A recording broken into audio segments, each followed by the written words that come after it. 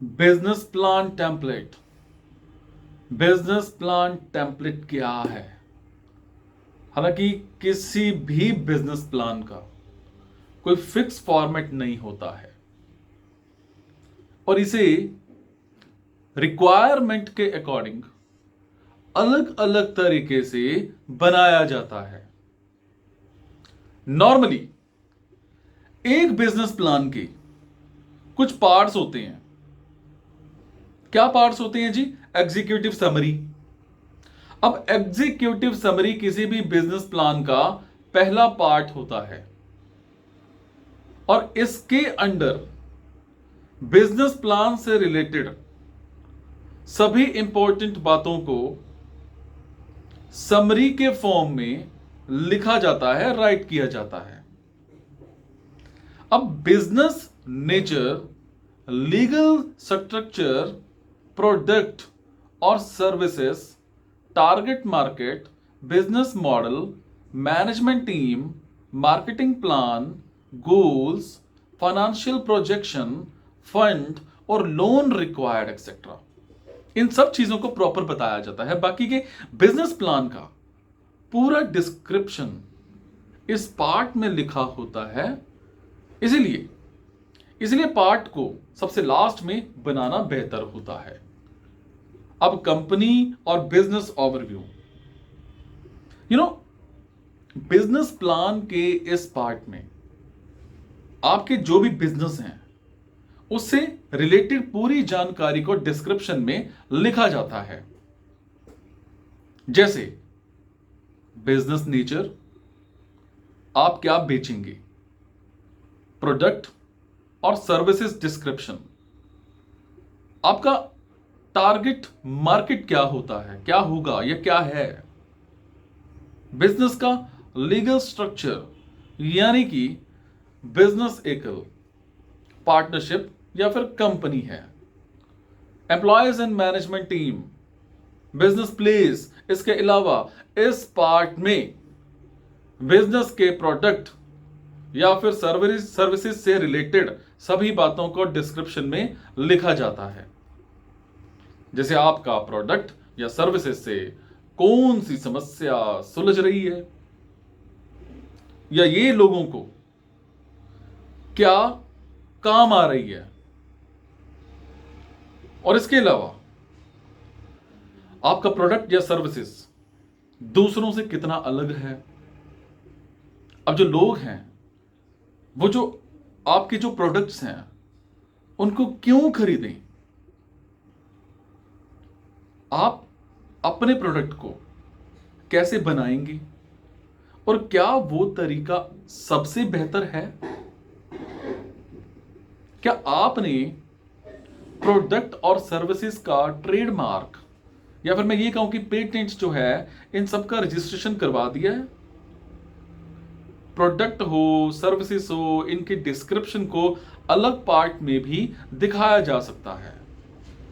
अब market analysis क्या करना है, इस पार्ट में आपके प्रोडक्ट या सर्विसेज के टारगेट मार्केट से रिलेटेड सभी इंपॉर्टेंट बातों का एनालिसिस किया जाता है, प्रॉपर किया जाता है। अब इसके अलावा जैसे टारगेट मार्केट है या मार्केट साइज है और उसकी क्या कहते हैं डिमांड जो है, आप किसे बेचेंगे, टारगेट कस्टमर क्या होगा, उनका बिहेवियर, उनकी क्लास एंड परचेजिंग पावर, ये सब क्या होगा, आपकी कंपटीटर्स कौन है और उनके पास कितना मार्केट का शेयर है, उनकी स्ट्रेंथ्स एंड वीकनेस क्या है, फ्यूचर में डिमांड हो या और मार्केट में होने वाले जो आपके इंपॉर्टेंट चेंजेस हैं वो मार्केटिंग स्ट्रेटेजी क्या होगी आपकी प्रॉपर। अब बिजनेस प्लान का ये पार्ट बहुत इंपॉर्टेंट होता है, मार्केटिंग स्ट्रेटेजी।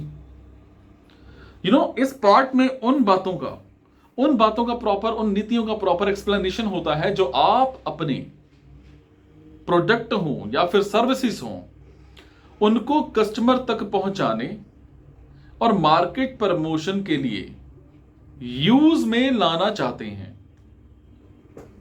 अब इस पार्ट के अंडर आपको कुछ बातों को डिटरमिन करना होता है। कैसे डिटरमिन कैसे करते हैं? आपके प्रोडक्ट या सर्विस मार्केट में अपनी जगह कैसे बनाएंगे? आपके जो टारगेट कस्टमर्स हैं वो कौन होंगे, जो सबसे पहले आपके प्रोडक्ट या सर्विसेज जो होंगी उनमें इंटरेस्ट दिखाएंगे, और आप उन तक कैसे पहुंचेंगे? आपकी प्राइसिंग पॉलिसी क्या होगी? आप अपने प्रोडक्ट हों या फिर सर्विसेज हों उनको किस तरह से प्रमोट करेंगे? जैसे डायरेक्ट मार्केटिंग, एडवर्टीजमेंट या फिर सोशल मीडिया। आप किस तरह से अपने प्रोडक्ट या फिर सर्विसेज को कस्टमर तक पहुंचाएंगे? मतलब डिस्ट्रीब्यूशन चैनल। आपकी सेलिंग स्ट्रेटेजी क्या होगी, यह आपको प्रॉपर पता होना चाहिए। ऑपरेशंस की अगर मैं बात करूं, ये एक इंपॉर्टेंट पार्ट है जनाब, जिसमें बिजनेस ऑपरेशंस यानी कि बिजनेस कैसे चलेगा, इससे रिलेटेड सभी बातों की प्रॉपर आपको नॉलेज होती है। जैसे जैसे बिजनेस प्लेस, आप किस जगह पर अपना बिजनेस करने जा रहे हैं? क्या आप जगह खरीदेंगे या रेंट पर लेंगे?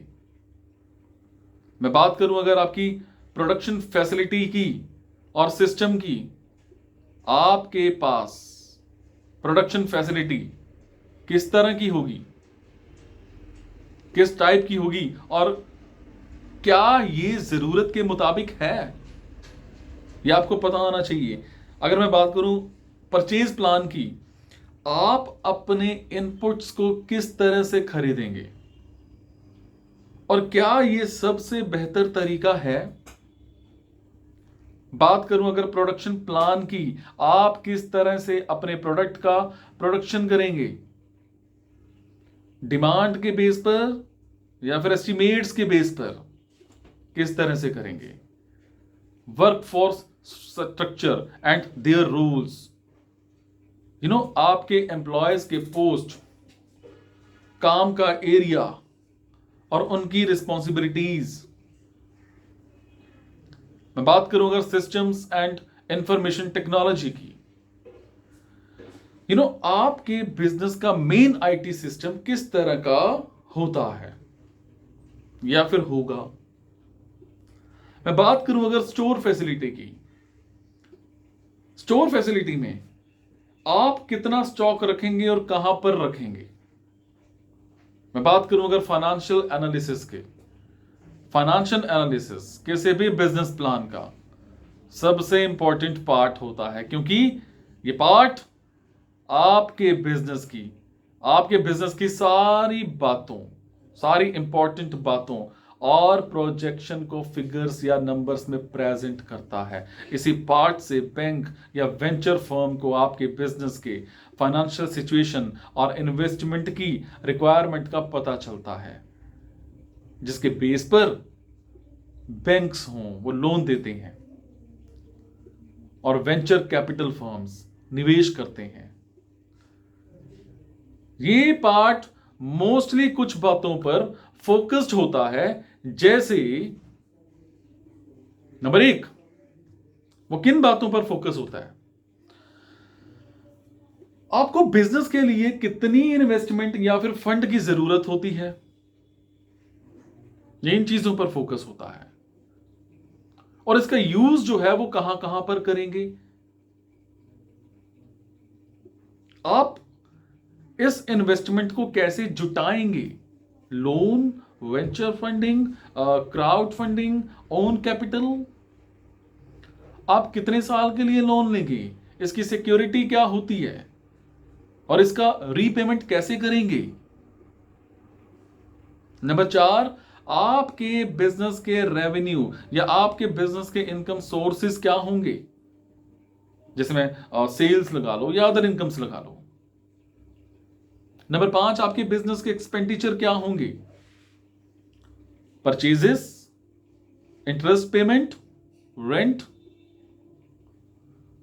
नंबर 6, सेल्स, रेवेन्यू और एक्सपेंसेस के बेस पर आपके बिजनेस के अगले 3 से 5 साल का profit and loss forecast. Number 7, आपके बिजनेस का growth forecast. Number 8, business risk और उसके पोटेंशियल कॉन्सिक्वेंसेस। उम्मीद करता हूं आपके मतलब का वीडियो होगा, आपको समझ में आया होगा और बहुत अच्छी इंफॉर्मेशन भी मिली होगी। फिर भी अगर आपके मतलब का नहीं भी है तो प्लीज इस वीडियो को अपने दोस्तों, अपने कलीग्स, अपने रिश्तेदारों, बहनों, सब जगह तक पहुंचाओ। हो सकता है कोई बिजनेस में फेल हो रहा हो, उसको कुछ आइडिया मिल जाए, कुछ और अच्छा करने का, कुछ क्लिक कर जाए और जिंदगी बन जाए। ये सब आपको कैसा लगा मुझे वीडियो में कमेंट में ज़रूर बताना, क्योंकि आपके कमेंट से मुझे प्रेरणा मिलती है कुछ अच्छा करने की, कुछ नया करने की। Thank you so much.